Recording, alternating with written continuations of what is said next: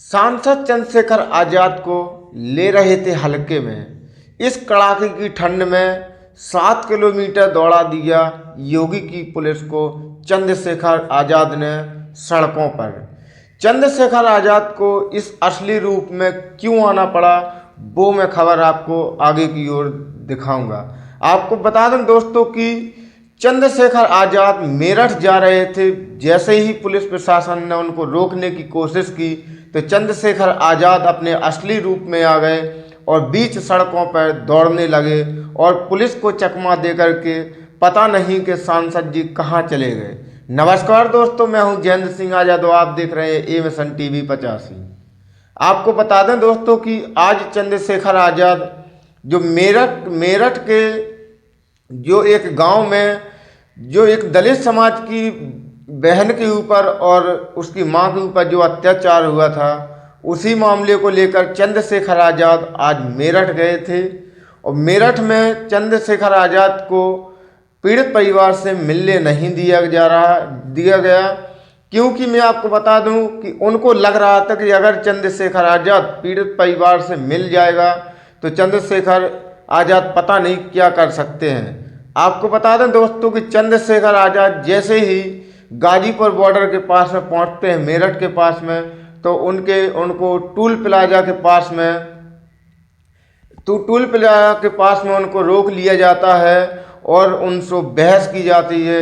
दोस्तों, आप सामने स्क्रीन पर फोटो देख रहे होंगे, वीडियो देख रहे होंगे कि चंद्रशेखर आजाद किस प्रकार से सड़कों पर दौड़ रहे हैं, पुलिस प्रशासन से जबरदस्ती कर रहे हैं और पुलिस प्रशासन उनको खींच रही है, जगह इधर उधर धक्का दे रही है। लेकिन चंद्रशेखर आजाद कह रहे हैं कि मैं एक जनता का चुना हुआ सांसद एक पीड़ित परिवार के घर नहीं जा सकता है, कि अपनी मां से एक बहन से नहीं मिल सकता, तो फिर मैं किससे मिल सकता हूं। चंद्रशेखर आजाद ने तमाम प्रकार की बातें कही और चंद्रशेखर आजाद को पीड़ित परिवार से नहीं मिलने दिया गया।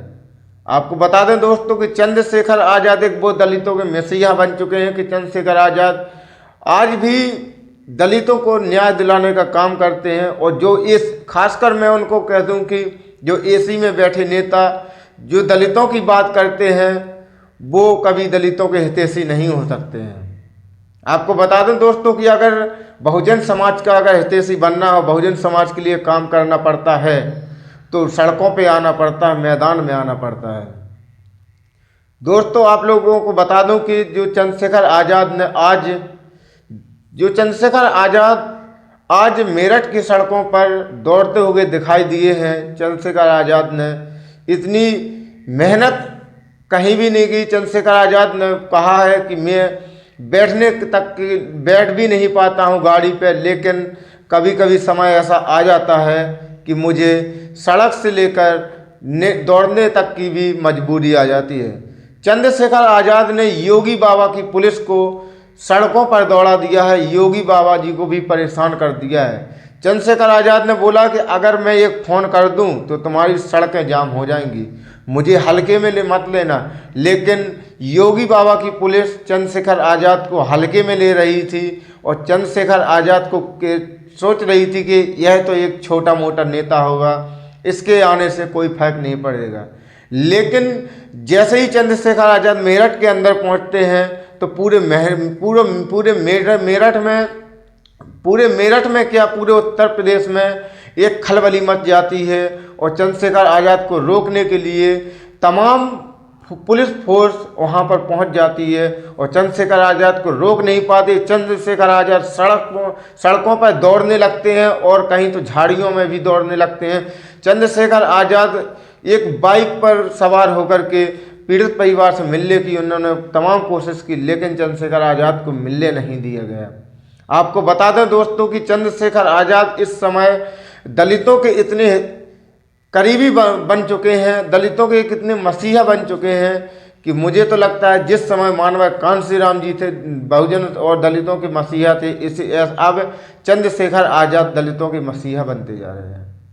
क्योंकि आपको बता दें दोस्तों कि मेरठ का जो कांड है वो एक छोटा मोटा कांड नहीं है। मेरठ जो कांड है, मेरठ एक इतना बड़ा कांड है कि मेरठ में जो होगा वो आपने देखा ही है, और जिसको लेकर के तमाम नेतागण वहाँ पर पहुँच, लेकिन किसी को नहीं जाने दिया। लेकिन एक बात आपको बता दें कि जैसे ही चंद्रशेखर आज़ाद मेरठ के अंदर पहुँचते हैं, तो मेरठ में जैसे ही चंद्रशेखर आज़ाद ने अपनी कूच करते हैं, तो चंद्रशेखर आज़ाद को उनको गिरफ्तार करके उनको दिल्ली वापस भेज दिया गया। आपको बता दें कि लेकिन चंद्रशेखर आज़ाद के पहुँचने से ही उस पीड़ित परिवार को, बहन को बहाल कर दिया, पुलिस के द्वारा घर वापस भेज दिया है, और जो एक पारस राजपूत नाम का व्यक्ति था उसको गिरफ्तार कर लिया है। चंद्रशेखर आज़ाद की जो मेहनत है वो रंग लाई है। और आपको बता दें कि चंद्रशेखर आज़ाद जब भी गरीब शोषित वंचितों पर कहीं भी अत्याचार होता है तो चंद्रशेखर आज़ाद वहाँ पर पहुँच जाते हैं और पीड़ित को न्याय दिलाने का काम करते हैं।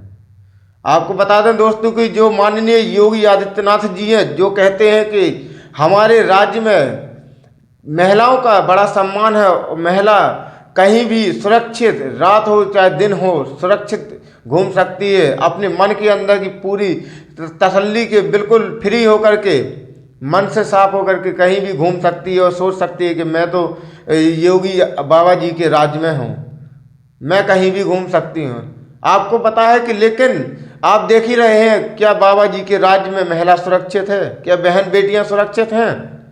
आप यही एक सवाल है, यही विशेष सोचने का समय है, सवाल है। आपको बता दें दोस्तों कि जो योगी आदित्यनाथ जी हैं, योगी आदित्यनाथ जी की सरकार में अभी तक मैं आपको बता दूं कि सबसे ज़्यादा अत्याचार होते हुए नज़र दिख रहे हैं।